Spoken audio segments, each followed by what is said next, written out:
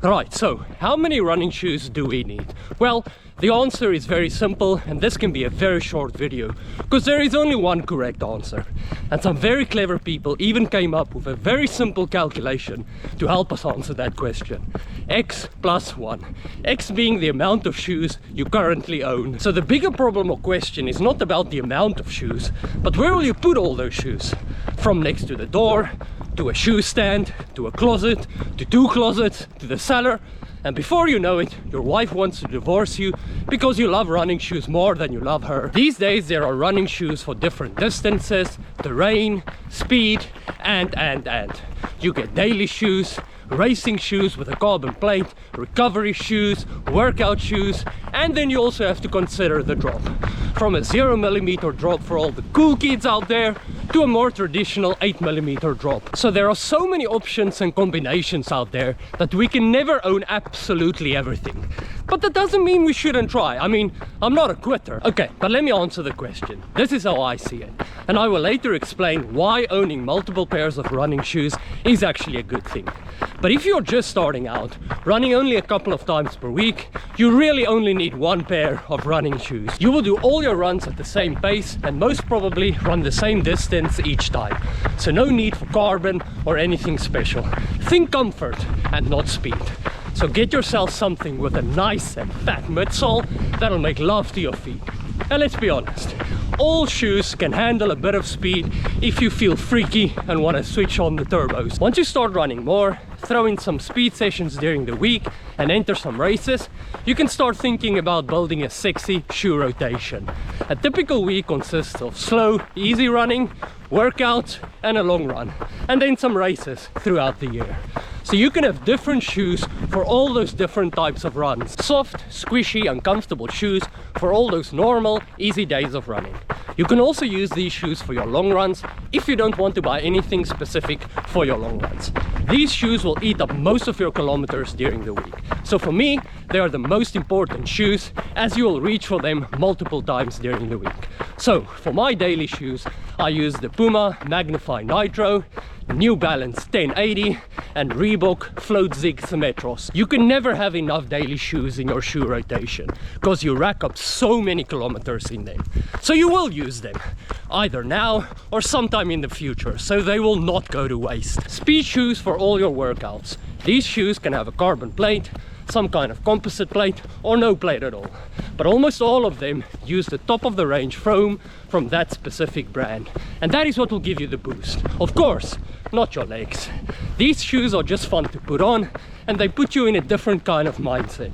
Because you know that once you lace them up, it's not just going to be another boring slow run listening to a podcast. There's going to be speed, heavy music and lactic acid, baby. Some of these shoes have a lower profile so that you can really feel the contact with the ground, and some have a higher stack height. So it's really up to you what you prefer. I use the Salomon Phantasms with some kind of plasticky energy blade.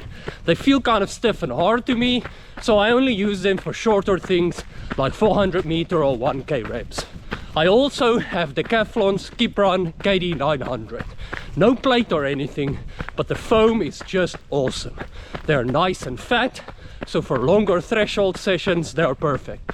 I also wouldn't think twice to use the Decathlon's carbon racers for my marathon. For long runs, you can really just use your daily shoes or even your workout shoes if they have sufficient stack height or cushioning. Comfort, comfort, comfort. That's the most important thing.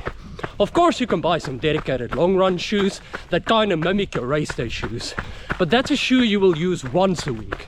So if you have a money tree, then go for it. If you have a carbon plated shoe for race day, it's a good idea to at least do a couple of long runs in them just to test them out.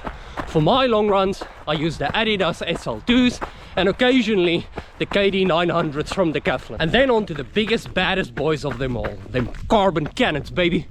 Do carbon shoes make you faster in your legs or just in your brain? Well, I think that I can run a sub 3-hour marathon in normal shoes without a carbon plate. But knowing that I have that carbon power underneath my feet gives me that extra speed mentally. I mean, of course the technology is awesome and they really do make you faster. But do you really need carbon shoes to run a sub 4 or sub 3 hour marathon? Well, probably not. Do I want to try and attempt to run a sub 3 hour marathon in normal shoes? Well, probably not. So, if you have the money, then of course get those carbon monsters. But there are 100 other things that you can do that'll actually make you stronger and faster. I use the Saucony Endorphin Pros, and these strictly only come out on race day. I do not have money trees. So they're like that fancy tea set your mom takes out once a year, only for a very special occasion. The feeling I get when I put these shoes on, always, it's just great. So, like I said, mentally, you just get a massive boost when you have carbon power underneath your feet, and I'll use every little piece of help I can get. Now that we've covered all the different types of shoes, why do we actually need a running shoe rotation? Well, the obvious answer is that it's fun. It's fun to run in different shoes with different colors and different feelings. Opening the closet before each run and waiting for the right shoe to say, pick me, pick me. Well, that's just fun. But on a serious note, they do say that you can extend the life of your shoes by having a shoe rotation. The foam gets some time to bounce back to the best correct position if you don't use the same shoe every single day. So yes, you do spend more money buying more shoes, but you get more kilometers out of them. It's also good to run in different shoes because all shoes are different. So your feet move in a different way and you don't get the exact same movements every day, every run. And when to retire your shoes? When should you move them from your running closet to the shed and use them when you cut the grass? Well, brands claim that you should replace shoes after 500 to 800 kilometers. But this also depends on a lot of things, like how often you use them, your weight, and what type of shoes. Me personally, I push my shoes to 1,000 kilometers and then assess how they look and feel. So for me, daily shoes for sure 1,000 kilometers, workout shoes a bit less, and race day shoes max 500 kilometers. Shoes lose their pop and they go soft. And of course you want max pop for your race day shoes. The more kilometers on your shoes means that the possibility of injuries are also higher, because the shoes go dead and they don't support you as they're supposed to do. So that's the main reason why you should replace your shoes. They might still look good and even have some tread left on the outsole, but the foam is dead. So just spend some money, buy some new shoes, and save your Achilles from saying goodbye. At the end of the day, shoes are fun. It's fun to read reviews, look for specials, and trying out new and different brands. Customize them with new laces and buy crazy colors.